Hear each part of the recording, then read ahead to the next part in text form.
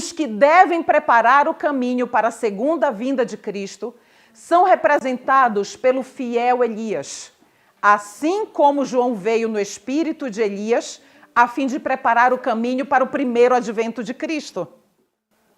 Meus irmãos, o nosso chamado, os que devem preparar o caminho para a segunda vinda de Cristo, somos nós, sem dúvida nenhuma. O Senhor Deus, nos últimos dias, à semelhança do antigo Israel, levanta mais uma vez um povo, uma nação, nação santa, sacerdócio real, para poder pregar a sua mensagem pura, sem mácula, justa, sobre a sua justiça, a justiça pela fé. O Senhor nos levantou para isso, exclusivamente para isso. Para nós podermos restaurarmos as veredas antigas, reconstruir os marcos antigos. Esse é o nosso chamado. E nós vamos agora passar para os temas que nós vamos estudar dos 3 Elias. Qual era a missão do primeiro, do segundo e do terceiro Elias? Primeiro Elias. Ninguém, com exceção de Elias, havia que ousasse expor a vida, levantando-se em oposição à idolatria blasfema prevalecente. Queridos, essa foi a missão do primeiro Elias. Ele precisava se levantar contra a apostasia da liderança da época e também da apostasia do povo. As citações foram tiradas da Review and Herald, e aqui é o comentário da lição da Escola Sabatina dos Adultos, de outubro a dezembro de 2014. Está nos comentários da lição. Então, vamos avançar. Embora ele visse evidências de sofrimento, estamos ainda no primeiro Elias, embora ele visse evidências de sofrimento e necessidade, multiplicando-se por todos os lados, seu coração estava apertado de tristeza e desejou poder de Deus, a fim de produzir o quê? Uma reforma rapidamente. Queridos, os Elias são reformadores. Além deles serem reformadores na sua vida pessoal, os Elias, eles são reformadores, pregadores de reforma, ensinadores de reforma. Em primeiro lugar, na sua própria vida, para que eles possam testemunhar de que é real e de que é possível fazer. Primeiro Elias ainda, a palavra de fé e poder estava em seus lábios e toda a sua vida estava devotada à obra da reforma. Sua voz era de quem clama no deserto para repreender o pecado e fazer refluir a maré do mal. Ainda o primeiro Elias, e conquanto viesse ao povo como reprovador do pecado, sua mensagem oferecia o quê?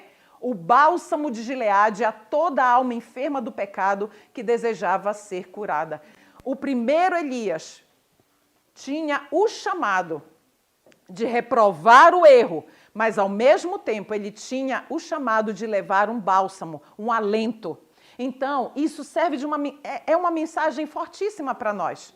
Ao mesmo tempo em que nós estamos aqui, lendo textos, e que esses textos vão nos mostrar ainda mais para frente coisas que estão erradas na nossa vida, porque, queridos, qualquer estudo que nós formos fazer envolvendo a palavra de Deus, se nós não lermos isso é para mim e é para mim, se na nossa mente vier assim o nome de alguém, fulano poderia estar vendo essa pregação, já perdeu. A mensagem já perdeu o propósito. Não é para o outro, é sempre para nós. É sempre para o eu, não é? Então, aqui, nossa missão também é equilibrar a faca de 2 gumes, que ela precisa ser utilizada porque ela vai dividir juntas e medulas, como diz a verdade, mas, ao mesmo tempo, nós precisamos usar o bálsamo da esperança, o bálsamo do amor, né? Vamos avante. Primeiro Elias. Voltou-se então a Deus com a alma atormentada pela angústia, pediu-lhe que salvasse seu povo, se tivesse que ser julgado.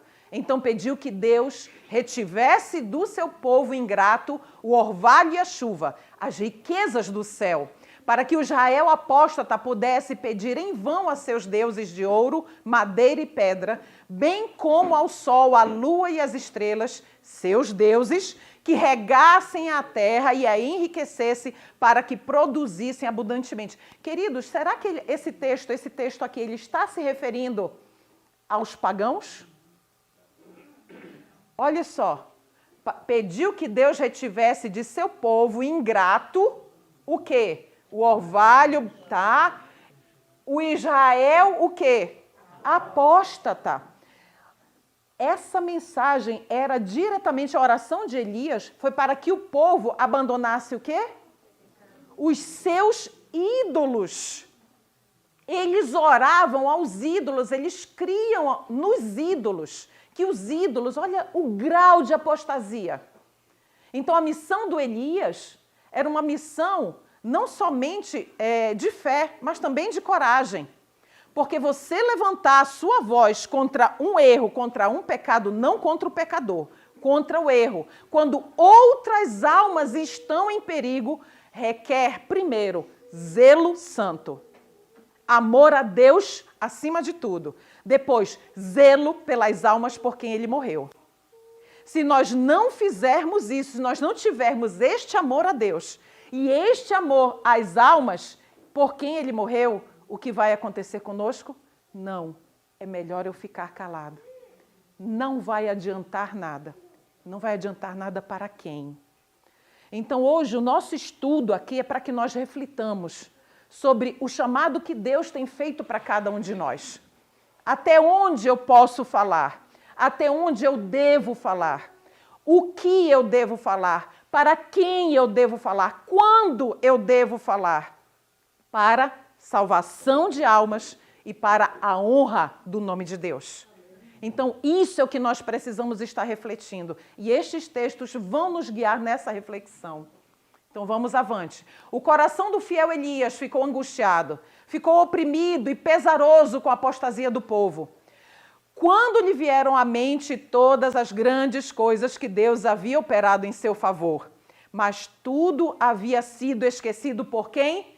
Pela maioria. Queridos, 144 mil são 144 mil. Não existe simbologia na quantidade, no número. Não existe. É número exato. Matemática pura. 144 mil são 144 mil.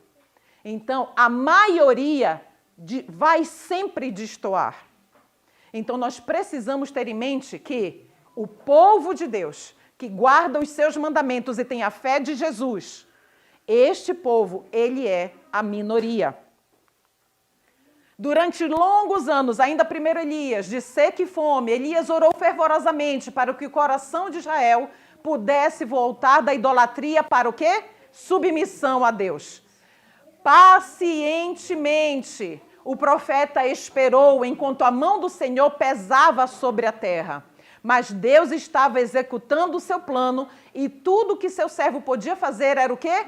Orar com fé e esperar o tempo para a ação decidida. O Senhor Deus, ele faz promessas a cada um de nós. Temos a certeza de que Deus está agindo a todo momento.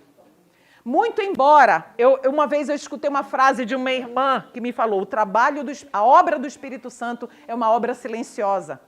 Quando eu tinha meu coração de mãe muito angustiado por algumas coisas, e ela dizia assim, Cleuma, lembra que o trabalho do Espírito Santo, a obra dele é uma obra silenciosa.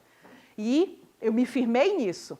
Então, enquanto o Senhor estava agindo, Elias não via o agir do Senhor. Por isso, a nossa esperança ela não pode morrer. Porque enquanto nós não vemos, como a Jane mencionou aqui, no pedido dela de oração, nós não vemos nada. Não, aos olhos não fica patente se ainda há esperança, se ainda há alguma mudança, ou se ainda haverá mudança. Mas a obra do Espírito Santo ela é silenciosa. Para nós, o que é que o Senhor nos diz? Lance a semente. Essa é a sua parte. Lance a semente. O semeador, o agricultor, ele vem e vai cuidar do resto, né? Sua indignação foi provocada do primeiro Elias.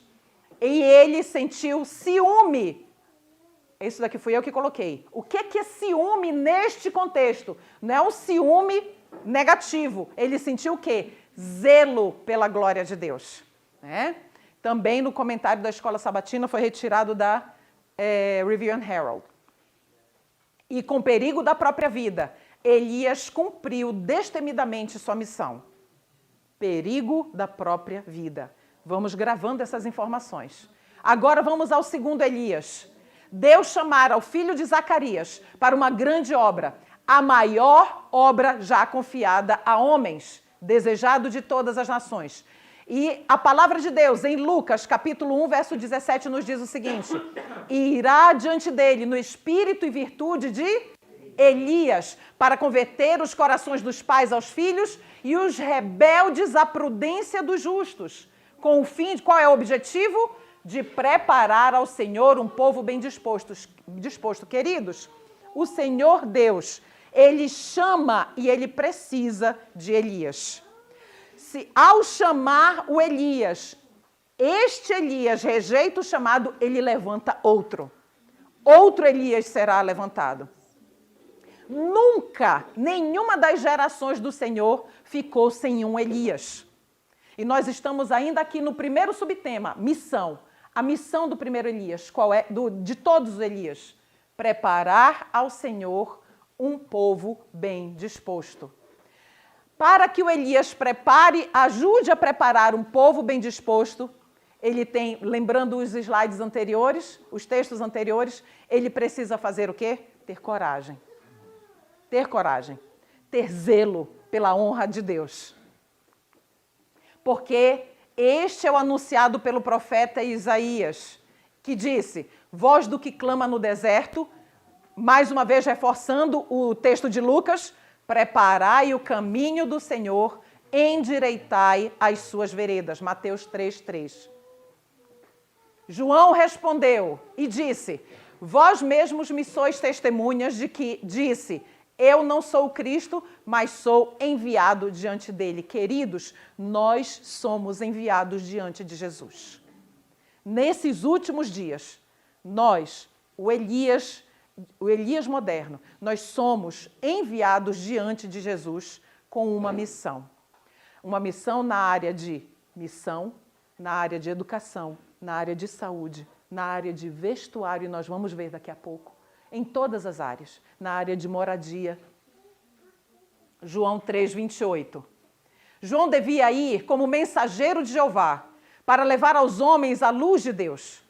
Devia imprimir-lhes o quê? Nova direção aos pensamentos.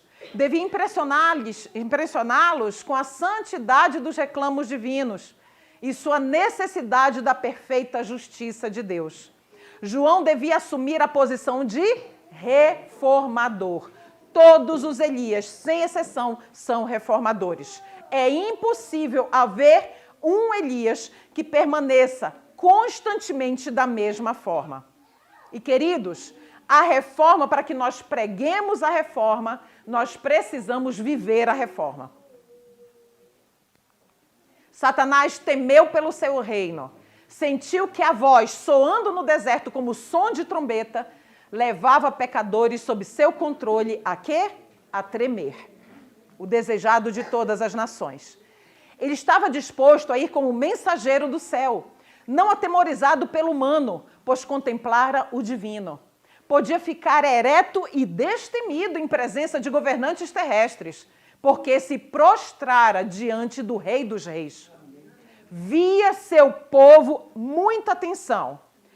João Batista, nós estamos no segundo Elias, via seu povo enganado, satisfeito consigo mesmo e adormecido em pecados. E o texto continua. Anelava, qual era o anelo do coração de João Batista? Anelava despertá-los para uma vida mais santa. A mensagem que Deus dera a João Batista destinava-se a acordar o povo de Israel.